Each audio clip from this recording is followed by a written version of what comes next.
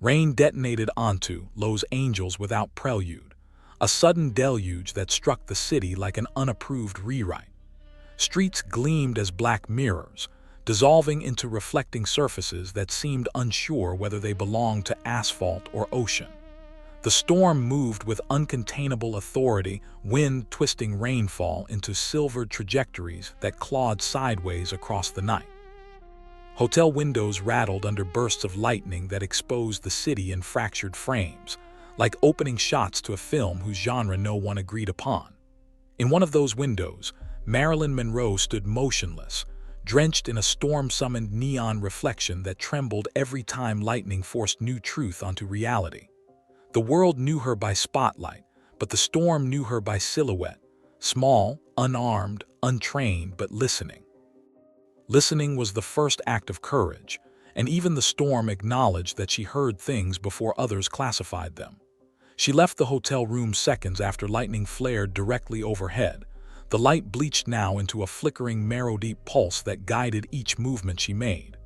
The coat she wore was pale, simple, unspectacular, the antithesis of magazine mythology, but rain baptized it instantly with dark inevitability. Her shoes met pavement already soaked, her steps swallowed by runoff currents that formed instantly, racing toward forgotten openings along curbs and underground grates that led into the anatomy beneath the city. The city above owned the noise.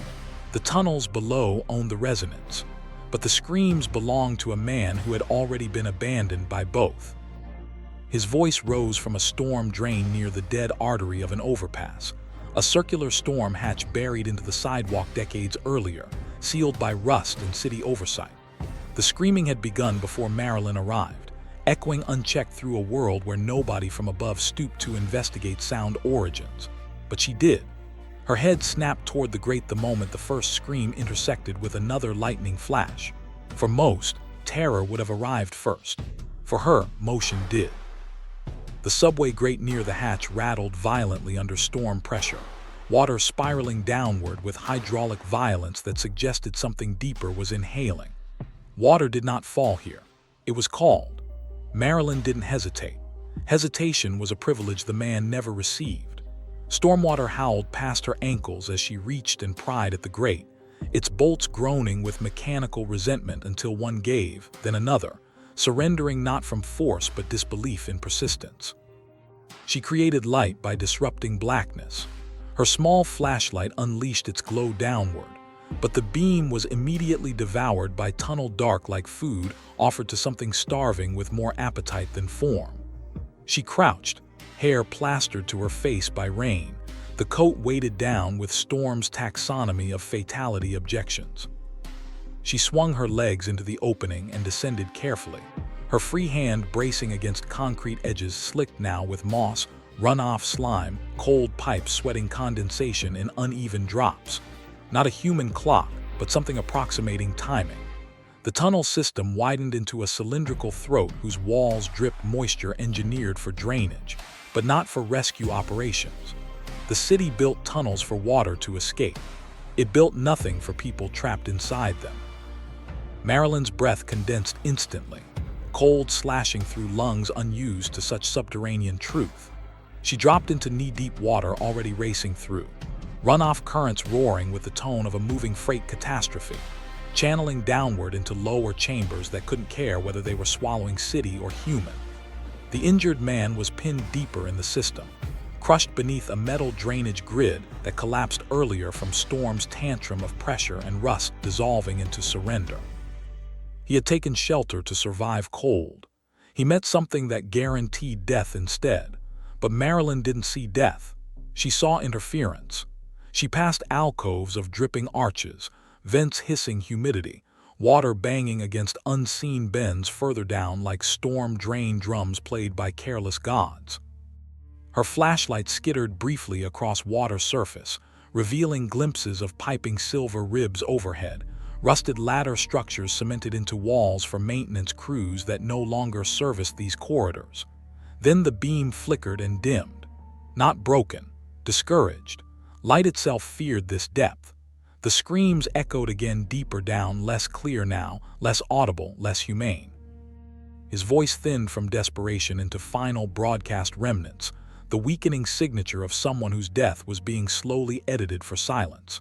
Marilyn moved faster, boots crashing through water that resisted stride, pulling at her feet like undeveloped film trying to hold shape. Somewhere ahead, a service lantern flickered weakly, its light trembling from a corner alcove like a witness trying to stay classified. She reached it, lifting the lantern gently with both hands. This light was different. Not confident, but human. It did not belong to any supernatural taxonomy.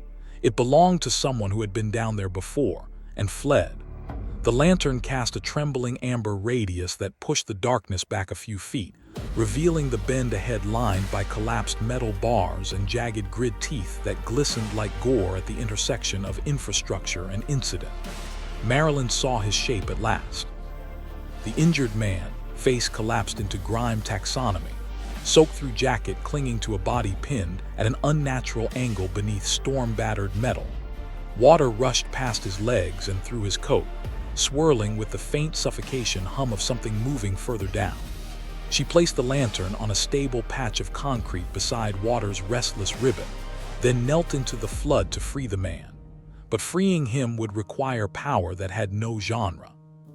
The storm taught her that night that force did not require supernatural taxonomy. It required decision, and she had already decided. The lantern's light wavered like an exhausted organ, trembling against runoff-choked vaults beneath the city. Marilyn Monroe, soaked but moving, braced her boots into water that rammed against the tunnel floor like a live cable carrying a storm's violent agenda. The injured homeless man sagged beside her, unconscious now, body folded at an angle that suggested impact rather than surrender. His breaths rattled thinly, damp choking through lungs that had already been disqualified by the city above. The tunnels around them were monolithic authorities of forgotten infrastructure, curved concrete arches dripping condensation in sluggish percussion. Water gurgled past them in surges that didn't pause for numbing conventions or mercy. Somewhere deeper down, a wet metallic scraping crawled along the tunnel's anatomy, a sound that didn't originate from water, wind, or human gait, yet borrowed cadence from all three. Marilyn crouched low, adjusting her hold on the man, scanning behind them into an elongating corridor smeared by flickering amber that revealed an absence that felt alive. The scraping paused, then resumed with deliberate patience, a predator's slow typewriter documenting distance shrinking. The smell of storm drains hung physical in the chamber, an acrid fuse of rusted iron, runoff mud, an animal waste from decades of storms traveling downward without filter. Marilyn swallowed her breath long enough to focus, eyes locking onto the man's mangled pant leg, where a metal rod protruded loosely like evidence sticking up from a crime scene. She set the lantern into a shallow groove near the wall, its light widening just enough to declare the space mortal again. She seized the metal rod, pulling it free carefully, ignoring the tremble in her knuckles. The wound beneath bled slow but dark, water diluting blood into swirling ribbons that fanned outward like ink diffusing in a bowl too large to comprehend itself. The man shifted weakly, consciousness flickering briefly like a lost transmission, then sagged fully into her supporting arm. Marilyn hauled him upward gradually, dragging him away from the pooling evidence line, guiding him toward a narrower corridor that sloped upward, promising altitude even if it did not promise salvation. Each of their steps surged through standing water that pulled tighter the deeper they climbed, the tunnel trying quietly to claim ownership again. The scraping behind them grew louder, not faster, only perceptibly nearer, booming gently through concrete throat curves that carried resonance like a cathedral designed for disasters. Marilyn lifted the lantern again as they moved, its trembling warm glow brushing her face fully, revealing exhaustion flushed cleanly into resolve. Water slapped against ladder supports embedded into walls further along, ladders never meant to be climbed by those below society's classification lines. She reached the first ladder chamber but ignored it, realizing the hatch above it had been welded permanently shut. The exit was theatrical false hope engineered before the storm began. The tunnels didn't want escape. They wanted narrative completion. The injured man sagged heavier now, boots dragging against current pulse water that grew stronger inch by inch. Marilyn pulled him onward into a wider drain corridor that opened like an industrial reservoir feeding water into many directions. Water hammered down from upper tunnels into a froth pool of storm runoff, churning like a mouth unsure whether it wanted to speak or swallow. The scraping behind them stopped again, just long enough to listen. Then a shape stepped into the lantern's outer glow edge. Bent, tall, wrong. Human-shaped if form was assigned by desperation, but limb-aligned like anatomy edited by a careless god. Its soaked clothing clung to a disorganized skeletal argument, one shoulder higher than the other, its arm length deliberately mismatched. The figure exhaled quietly, mist rising as vapor from clothing soaked not in rain, but drainage rot. Marilyn backed only an inch, boots bracing into floor grooves, arms tightening around the dying man at her side. The figure did not lunge. Creatures born in the dark didn't need to lunge when inevitability already owned the corridor. The scraping resumed behind it, maybe tale of movement, maybe another argument entirely, another presence orbiting wrongness deeper inside the system.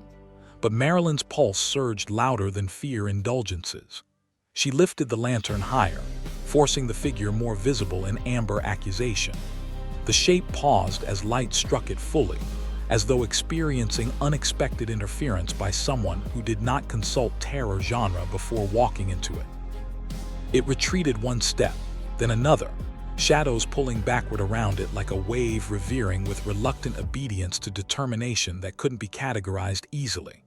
Marilyn turned, hauling the injured man upward through splitting corridors once more. They reached a chamber where water rumbled louder below than above, a hollow storm-fed cavern left beneath streets whose names the city no longer bothered remembering. The chamber split forward into a long corridor sloping upward where silvered light glimmered faintly, clean, real, honest. Unlike the theatrics earlier engineered into welded exits, Marilyn dragged the homeless man toward it. The current worked against her, water hammering against her knees now, coat dragging like soaked evidence of intervention. Somewhere deeper below, water churned violently, producing a finale roar of storm-fed runoff surging higher than it ever should have been meant to surge. The storm above could drown cities. The storm below could remember victims personally. Marilyn placed the injured man onto a slightly raised platform near the corridor's edge where water didn't surge upward as violently. His breath rattled still, slower now, blood loss suggesting not death but timing. Timing could be defeated only if someone intervened without consulting genre classification. Marilyn lifted her lantern again and continued pushing against current logic that rainwater belonged to drainage corridors, not rescue narratives. They reached the sloping corridor leading upward toward a maintenance chamber many feet ahead. The scraping behind them resumed far but deliberate. Water hammered lower chambers now, threatening a wave surging upwards with uncontained authority. Marilyn hauled the man toward the maintenance chamber where pipes narrowed vision corridors, where the ceiling hung lower in cramped testimony to forgotten architecture. The lantern dimmed faint but steady. She saw an old transistor radio washed into a shallow corner, wet, flickering static, half drowned in runoff, still buzzing faint electric fury. She pried it free carefully, ignoring the static nips electrifying her fingers momentarily like live snakes made of current. The radio hissed static into noise not meant for light classification. Marilyn adjusted frequency until static thinned into faint, recognizable rescue broadcast, a channel that might lead someone above to know someone below still existed. The radio crackled weakly, still ignited by flooded circuitry that echoed mechanical desperation and storm-fed electricity diffusing into many chambers.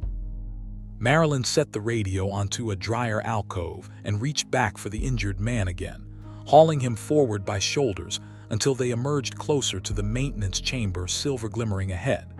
The scraping behind them stepped closer. Water surged upward behind them in a sudden runoff wave soaking floors with uncontained ambition. Marilyn slammed the hatch built into maintenance alcove shut behind them, catching her boot heel briefly at the hatch closing, but freeing it instantly with instinct and intervention-level force. She hauled the homeless man fully into the maintenance chamber at last, where altitude existed, where a rescue possibility glimmered beyond welded theatrics and death genre cynicism. Darkness didn't pause, but it did respect interference by someone whose courage wasn't filing paperwork or scripts. It was climbing, ladders Rust assumed couldn't hold one more heroic taxonomical edit. The figure behind them retreated only where lanterns shone accusation-level interference rather than spotlight-level spectacle. The injured stranger sagged fully into chamber glow, breathing, because she did not ask permission to lift what outweighed hope's earlier tunnels. Marilyn Monroe emerged from the drainage tunnels before dawn had finished deciding its color palette for the day. The sky was still bruised indigo, clouds retreating slowly like smoke, exhaled by a colossal unseen dragon. The streets near the storm-swollen maintenance hatch were slick with remnants of rain, glittering faintly in the weak sodium glow of street lamps that had survived the night's siege. The emergency crews had only recently arrived, disoriented men hauling equipment that felt wildly inadequate compared to what Marilyn had already wrestled below. The unconscious homeless man rested on a raised alcove behind her, body limp but breathing, alive because someone had edited destiny without hesitation. The city above was chaos's calmer aftershock. Sirens scattered like metallic insects, paramedics rushing stretchers with procedural urgency, reporters hovering already with panicked curiosity the moment they sensed a famous orbit. But Marilyn did not walk into the morning like someone who had just delivered a stranger from drowning inevitability. She walked like someone who had crossed a threshold the universe still had not processed correctly. Her coat hung heavy, soaked fabric dripping drainage water onto sidewalks that never considered being stepped on by a woman whose photographs lived in museums, bedrooms, magazines, and shrine-like pop culture memory hoards. The lamps revealed her face fully, rain clean, exhaustion lit, resolute. There was no spectacle left in her expression, only pure signature interference by someone who had rehearsed trauma all her life, so fear itself felt redundant now. The emergency lights flashed behind her like new lightning trying to claim artistic credit, but lightning could not dramatize a woman who had already carried a storm in her spine. The paramedic teams rushed toward her the moment they spotted movement from the hatch Marilyn had closed shut behind her. Their boots slammed into puddles splashing outward like testimony. The unconscious man stirred briefly, body acknowledging life softly. Darkness in the tunnels retreated only enough to listen. But listening was already enough evidence that a disaster had been interrupted by someone whose courage was not trained by academies, agencies, or tactical doctrine. It had been trained by abandonment, endurance, exploitation, heartbreak, reinvention, and survival disguised as glamour. The paramedics reached the man first, checkpointing vitals carefully, documenting miracles in small gestures that would never reach headlines with disciplined vocabulary. Marilyn stepped backward, giving them space, not because she wanted distance, but because heroes knew choreography too. They carried what they rescued forward into officially sanctioned stretchers. The city swallowed chaos upward like a wave, revering reluctantly from someone whose determination could not be named easily by genre.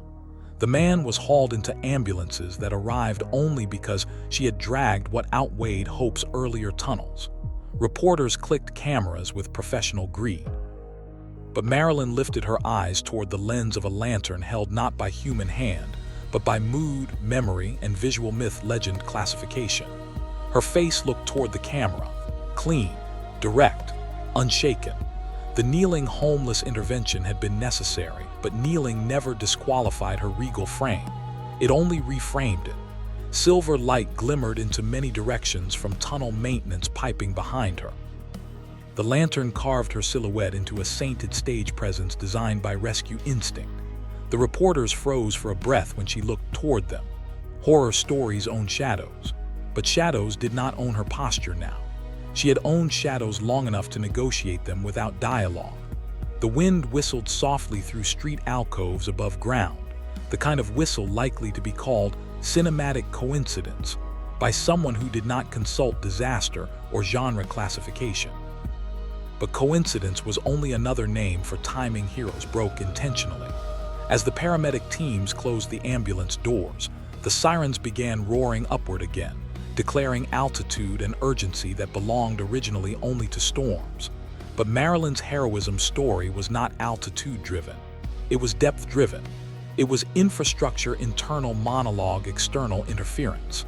The city's morning routines resumed slowly. A man was alive. The newspapers would later write procedural footnotes about storms that drowned film sets, but would not write about a woman who had dragged a dying stranger upward through tunnels fear assumed welded shut. But Marilyn did not care about credit. She cared about revision.